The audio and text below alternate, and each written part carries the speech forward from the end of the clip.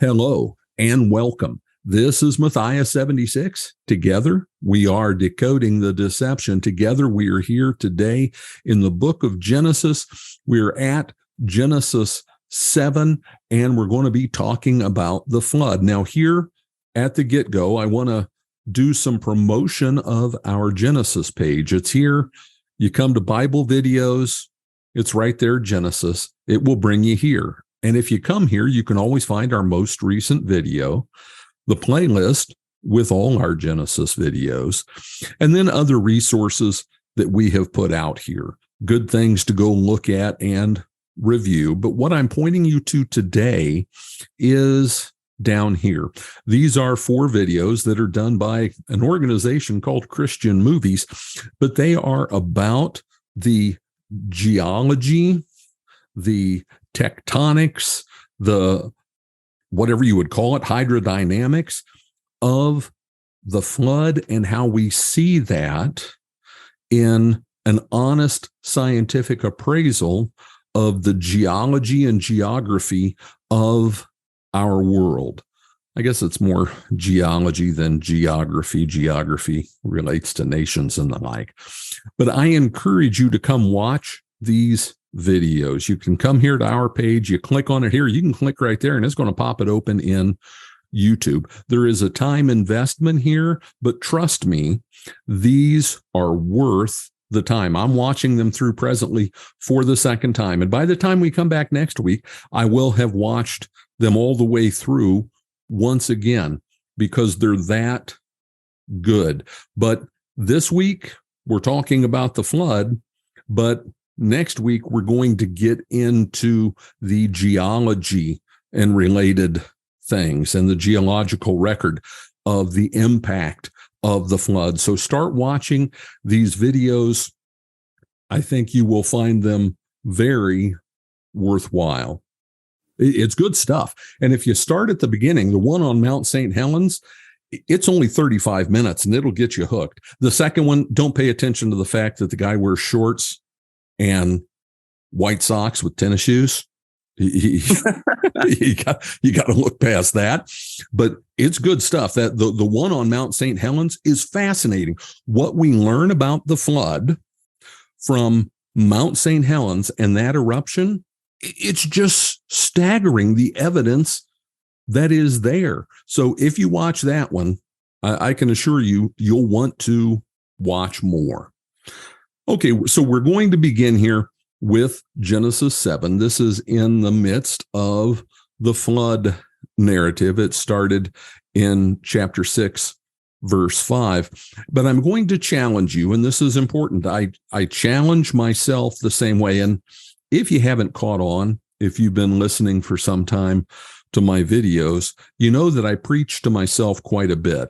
There are things I remind myself of regularly, and I encourage you to do similar things. They're just helpful in understanding and appreciating the Word of God. My encouragement to you here is, do not in your mind reference the Sunday school images of the animals getting on the ark and the little cartoon Noah and his family.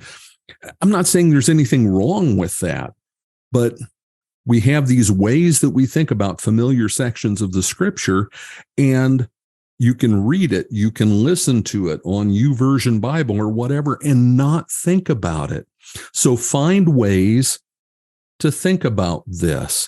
Ask yourself questions. Pretend you're explaining it to someone else, to one of your kids, or someone who's not familiar with this at all. Put yourself in Noah's place, or the place of Shem or his wife, or Ham and Japheth and their wives, or Noah's wife. Think about it differently, and we have to work at it with these sections that are so familiar. So I'm encouraging you to do that here, and I will try to follow that mode of operation as I teach this section. And at the outset, let's deal with this. Many look at the flood and they see death and carnage. And It's there on a global scale. Everyone in all the world is going to be exterminated except for 8 people. All the animals in whom is the breath of life across all the world, except those who fit into the ark, are going to be exterminated. That is drastic action. What I encourage you to see is that the flood is a working of salvation. Hear that.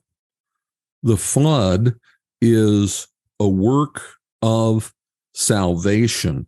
God was saving in the flood right here. Obviously, God was saving Noah, Shem, Ham, Japheth, and their wives. He was doing that, but he was also saving you. You went on the boat with them. You went on the boat with them in the genes of Moses and Shem and Ham and Japheth. In order, the world had fallen so far, so fast. Evil was so abundant that the God who is, first of all, loving, who at the fall into sin promised salvation, through whom? Through the offspring, the seed of Adam and Eve, the seed of the woman who would crush the serpent's head. In order, things had gotten so bad that if God did not take this action, it all would have been lost. And the plan of salvation would have been undone. So think about that. To what lengths will God go to save you? And you can't think about that without going to the cross, where we see terrible, terrible judgment. God poured out your sin, my sin, everyone's sin, the guilt for that sin, the price to be paid for that sin on Jesus Christ. But it was an act of grace and mercy, because through that, he saved us.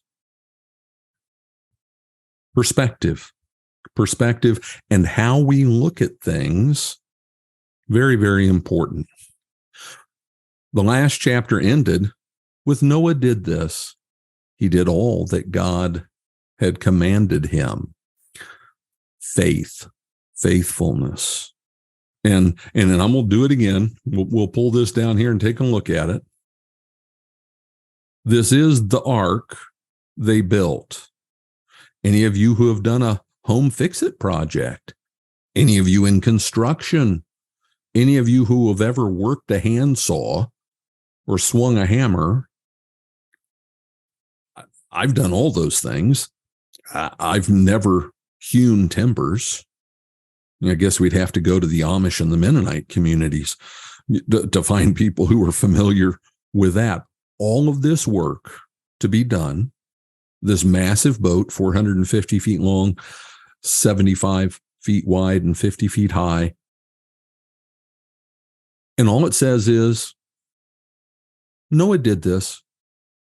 He did all that God commanded him. We are given no time frame, no scope of reference of how long it took. The thing that is emphasized is faithfulness, and much more so for the people to whom this was originally written. Moses wrote it there in the wilderness during the 40 years. They understood much better than we do how much work this was. Again, that cultural, historical time perspective that we always have to work to achieve. But what is emphasized is faithfulness.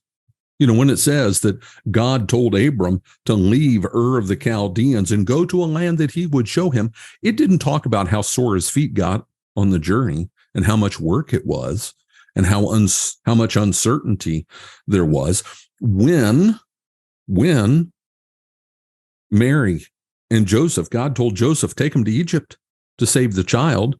We're not told about the hardship of that arduous journey and how demanding it was with a young child, an infant in tow. We're just told that Joseph did it. We're just told Abraham went as he was told. In here, we're told Noah did this.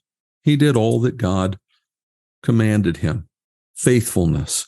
It sets the example for us to work toward.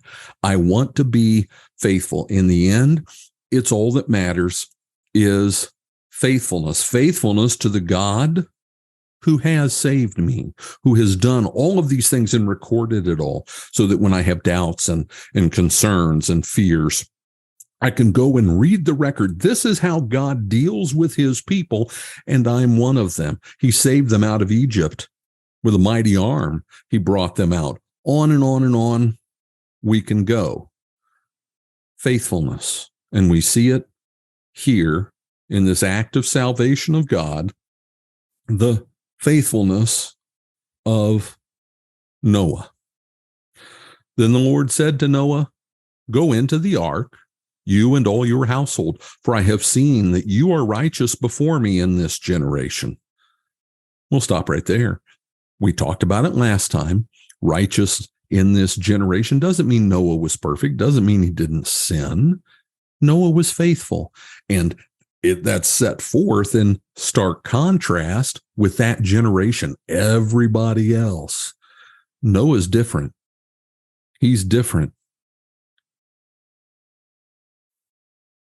Take with you 7 pairs of all clean animals, the male and his mate, and a pair of the animals that are not clean, the male and his mate, and 7 pairs of the birds of the heavens, also male and female, to keep their offspring alive on the face of all the earth.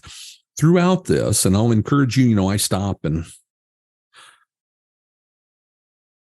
look at how all-inclusive state, and I'm struggling with how to phrase that, but things are stated in a way that makes it clear this is a worldwide thing. It's going to affect every part of the world. It's going to affect all the animals, all the birds, all of everything. It's throughout, not just where it's talking about the flood in particular.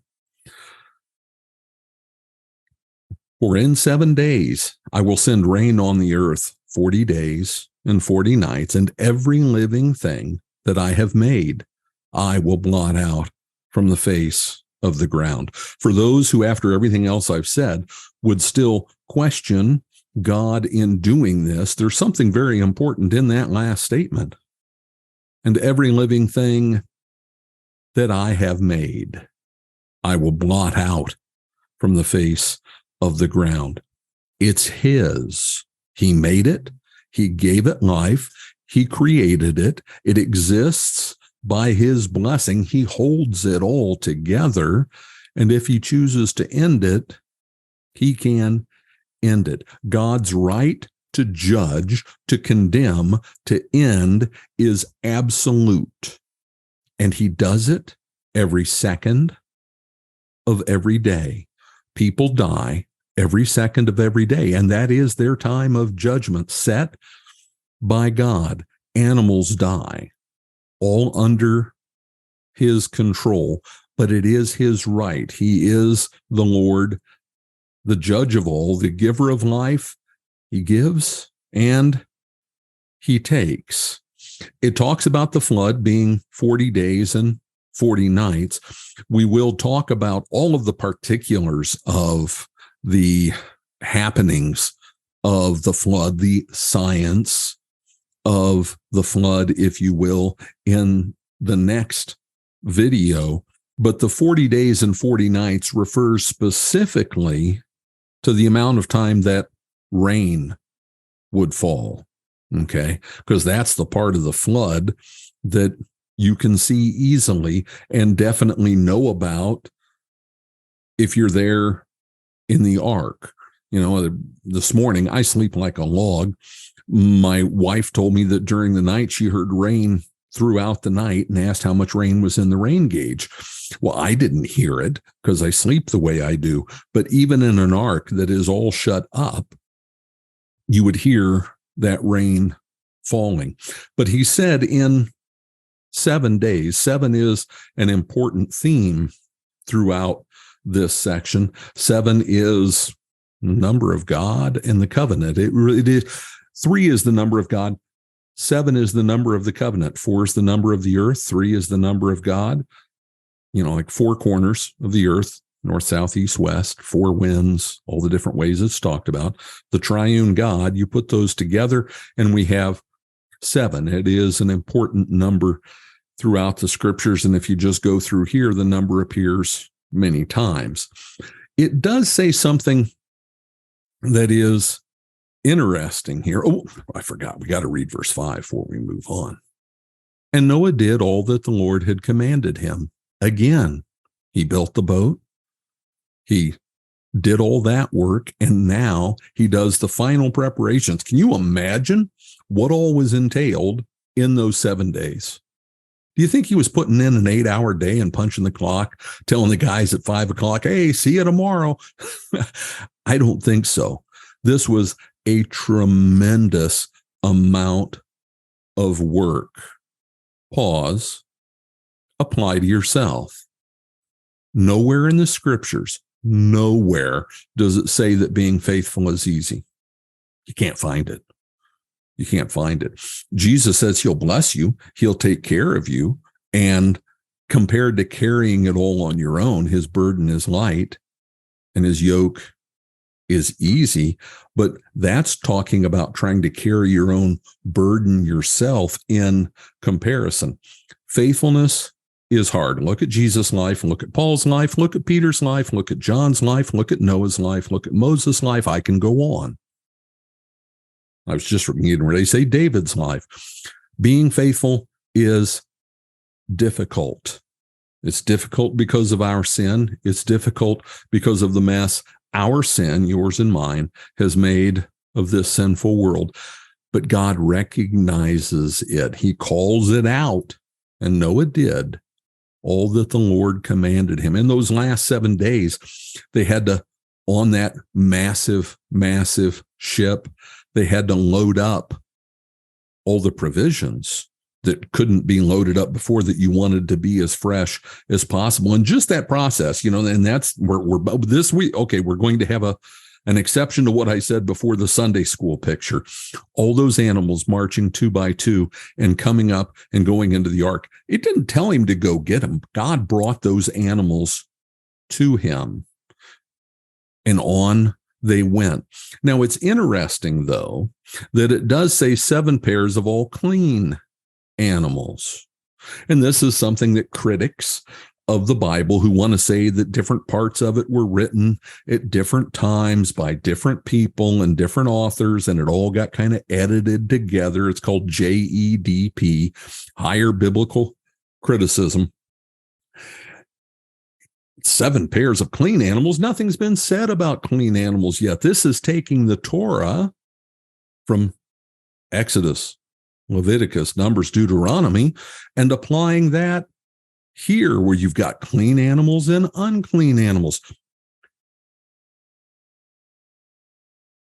That there were clean animals at this time, is it unreasonable to think that God didn't make known to his people what animals were acceptable for sacrifice and what animals weren't?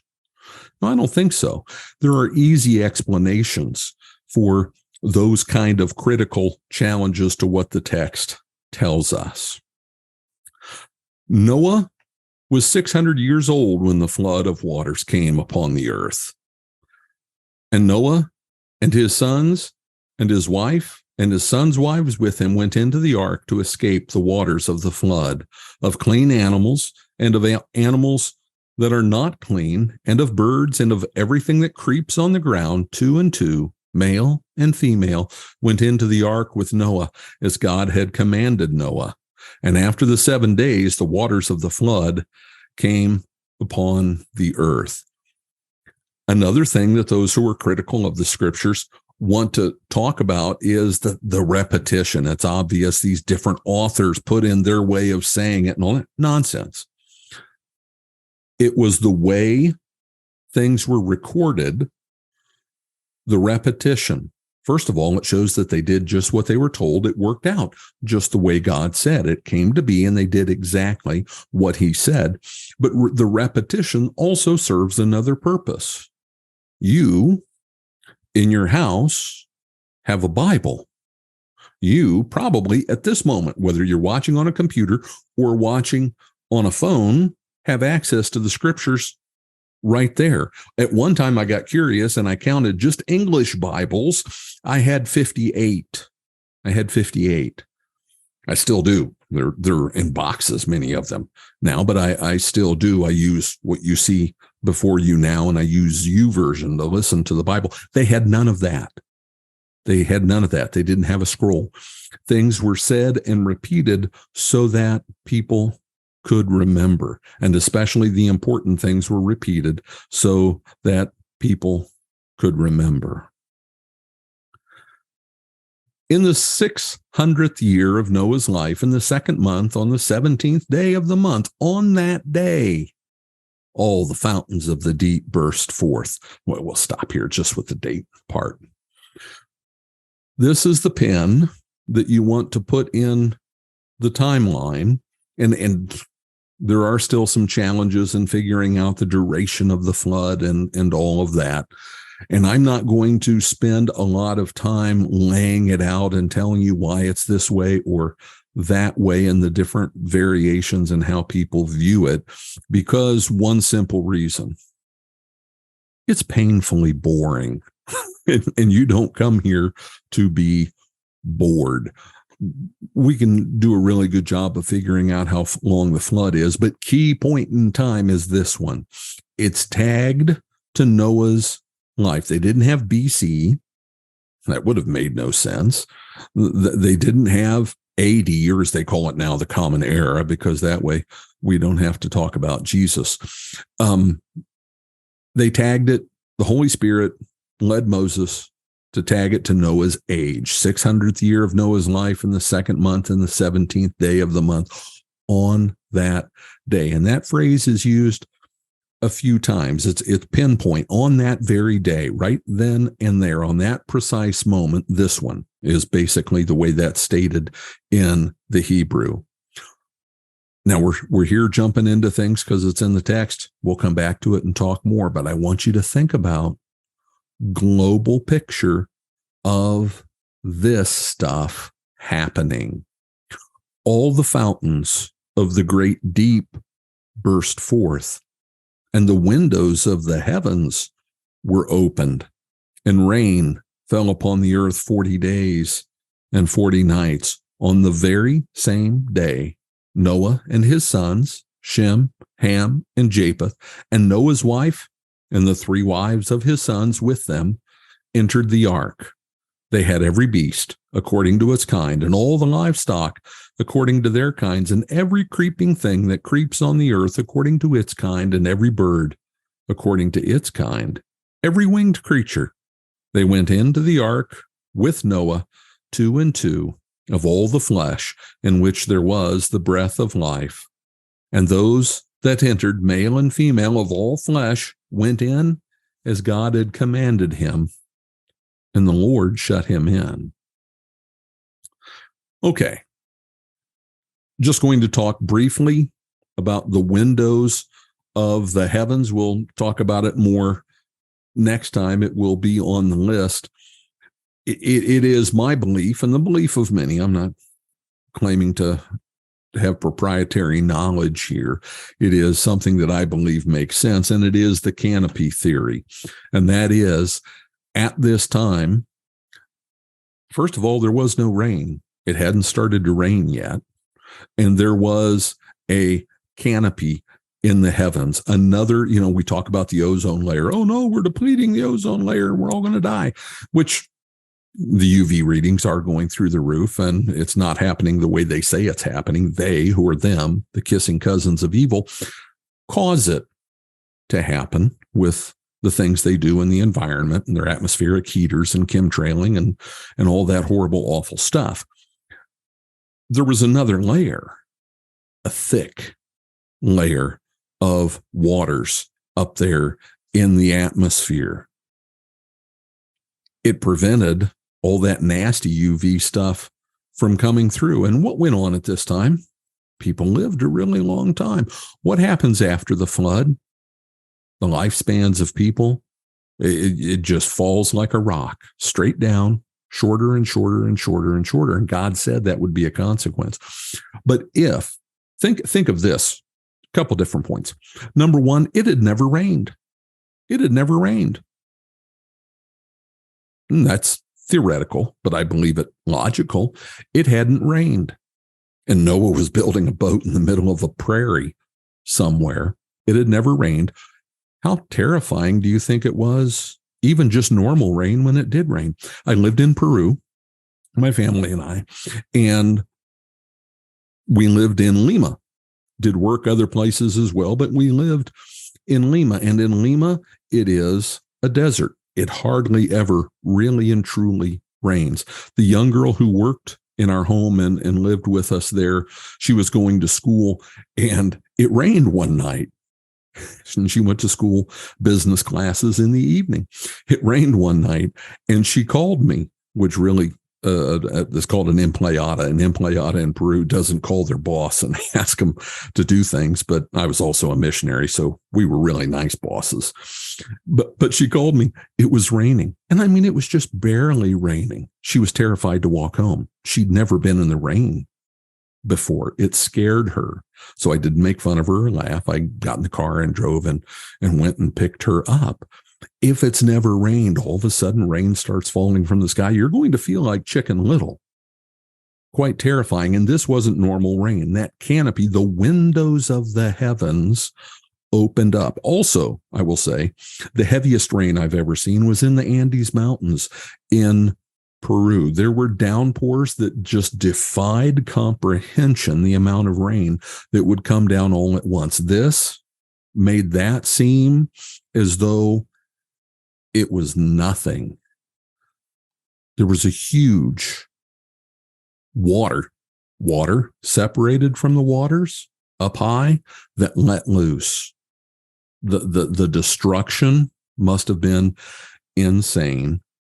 And think about if you've ever seen evidence and videos showing where there was a torrential mountain flood, of how things get washed away and what happened. We'll be talking about a lot of that stuff next week. But that's what we're thinking of, that I'm putting forth, not as my thinking, but I think a valid interpretation of the windows of the heavens were opened. It rained like it had never rained before, because there wasn't any rain, but it rained like it has never rained since. It was a deluge in every sense of the word, and it went on all over the world for 40 days and 40 nights.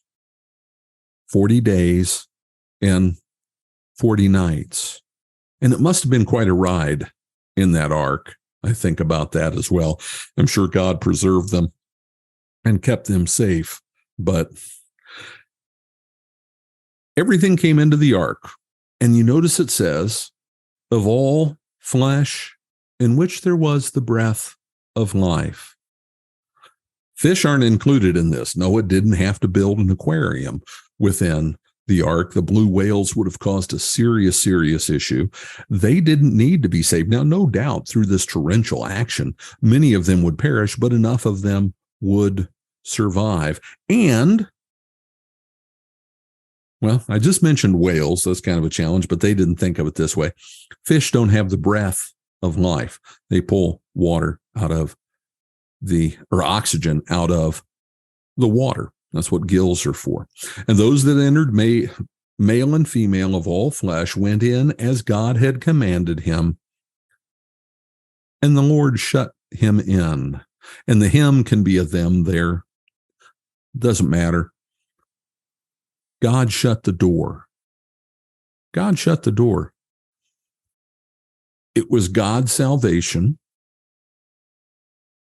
Without his direction, Noah never would have built the ark, and his sons and wives of them all. But it was also God's judgment.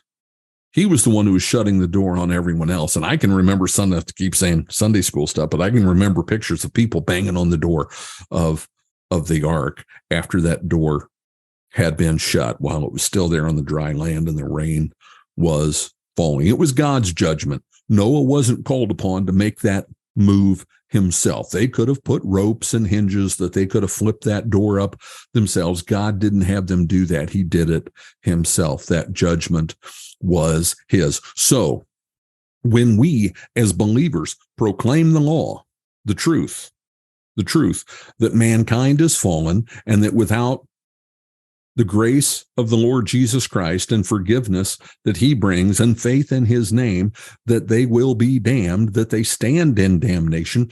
That is not my proclamation. I am the mouthpiece. You are the mouthpiece. The judgment is his. The judgment is his. That's why murder is such an offense. It is not my call to decide when someone dies. It is God's decision when they die. The flood continued 40 days on the earth. Just one point there. Doesn't mean the flood was only there 40 days.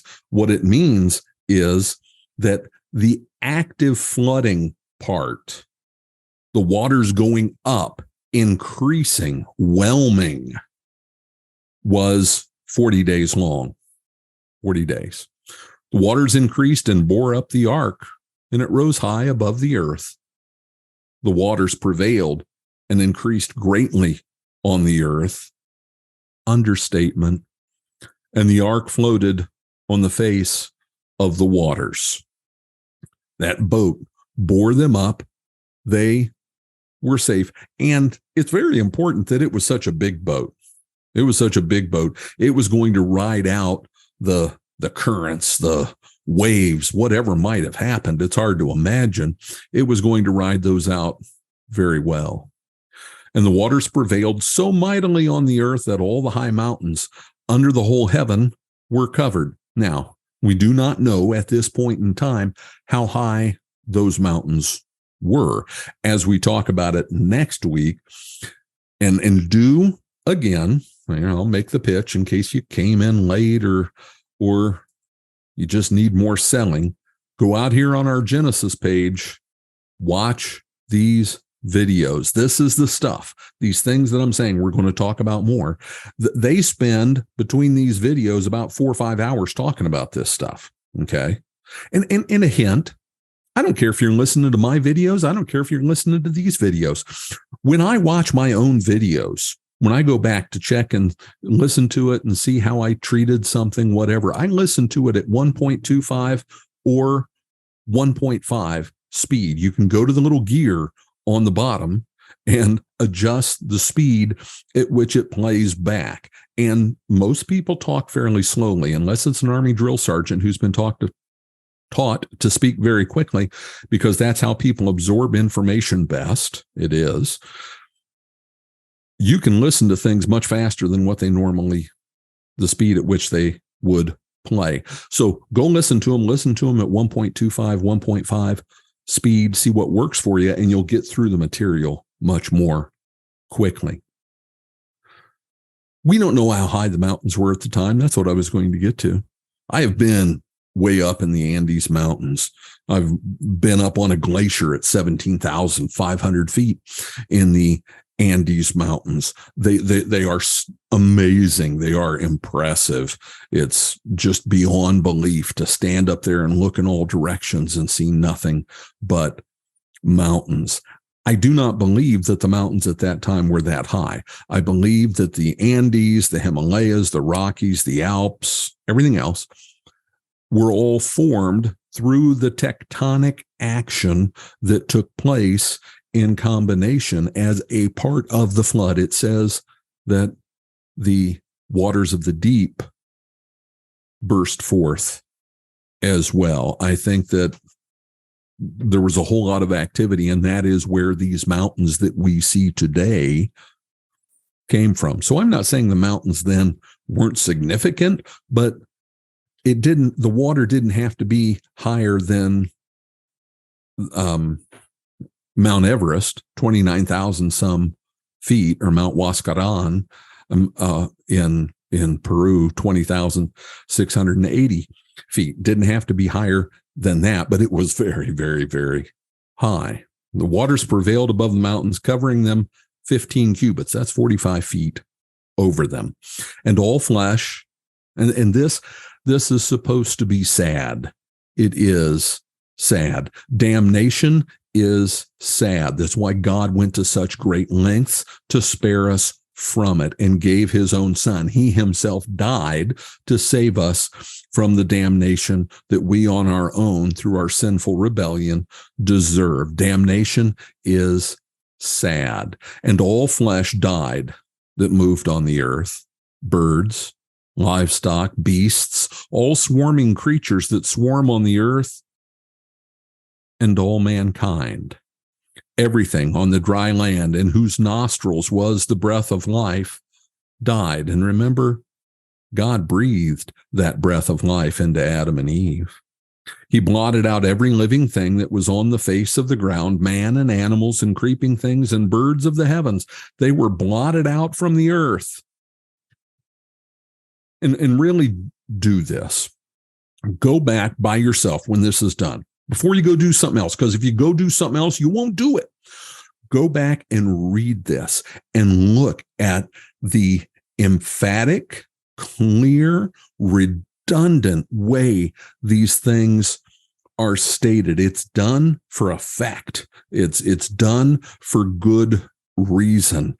The magnitude of this calamity, which is also on the other side of that coin, the lengths to which God went to preserve his plan of salvation so he could save you, is what's being emphasized here. And we wonder, why does God let the world go on? Because of love. Because of love. He wants to save more and more and more and more. Would I have wanted him to end things back when Martin Luther thought things were going to end in the 1500s? No. I wouldn't get to spend eternity in paradise with him. Don't question God's grace and goodness, because it's all about you and the others that he intends to save. They were blotted out from the earth. Only Noah was left, and those who were with him in the ark. Only Noah. Clear contrast to all that other stuff. They were alive. They had fresh water. They had food. They had a roof over their head. They had protection. That ark was itself salvation. And the waters prevailed on the earth 150 days. So we've got the flood for 40 days, but then the water prevailing on the earth 150 days. That means the water stayed there. It stayed there. It didn't start to recede yet for 150 days. And here's the cool thing, and this is another plug to go watch those videos. We can see when a scientific eye that isn't looking to say that there is no God. It's like in many instances, people put on a white lab coat and it's like a badge of honor that they hate God and want to argue away everything that he says. When an honest scientific appraisal looks at the geological record of this earth, the evidence for everything that's talked about here and in other places in the scripture, and we'll talk about that next week, is obvious. You watch this stuff and you go, yeah. I can remember driving through the Andes Mountains with my family. We had a van and we'd go 150 miles north of Lima and turn right. So from the Pacific Ocean on the left, sea level, turn right. And in 100 kilometers, 60 miles, you went up 14,500 feet. And there were 37 hairpin turns on the way up that road. It was paved, but it was interesting. One of the kids would always get sick and Dad drove too fast too. But then you got up there and it was a plain at 14,500 feet. It was a plain. It was flat. And then you looked over and that's where the mountains started going up from there. But there were places that it just looked like God took his finger and shoved that mountain straight up, and that mountain and that mountain and these crazy rock formations. You can see the evidence of God's might and power. And the cool thing about appreciating it, taking it all in, is then we get to apply it. The God who did all that is the one who says to you, I will never leave you nor forsake you. The God who did all that stands there scratching his head when we tell him we're afraid. He goes, how can you be afraid? Like Jesus in the boat. Oh, you of little faith. Don't you know what I can do? Don't you see what I have done? Don't you get it? Don't you get it? So when we take the time away from all the nonsense that we entertain ourselves with and look at some stuff like this, we get to see God's might and power explained to us in ways that without these geologists talking about it, we wouldn't understand. But then we file that away and we get to use it when we face adversity, when we feel fear and doubt. And whenever we do those things, the problem is I take God and he's great big and I make him little itty bitty God. And I hope that he can pull me through. No, he is a mighty God. He is a mighty God who will go to great lengths to save me, who has gone to great lengths to save me. And he says, just be faithful unto death, and you will receive the crown of life. And so we shall endeavor to do. We're going to stop there. I hope that you enjoy this teaching. I hope you're getting a lot out of it. I hope you will share it with others, especially as I've been probably getting booted off of YouTube, but that's okay. My main audience is BitChute and GabTV anyway, but I do encourage you, hit that like button. It really does matter. Subscribe, and when you subscribe, make sure and hit the notification bell. Share this video with others, and I do invite you, there's a link in the description below. There's a spot on my website. Prayerfully consider supporting this ministry that we can do more and more and more of the proclamation of the word. This is Matthias 76. Together, we are decoding the deception. God bless and have a great day.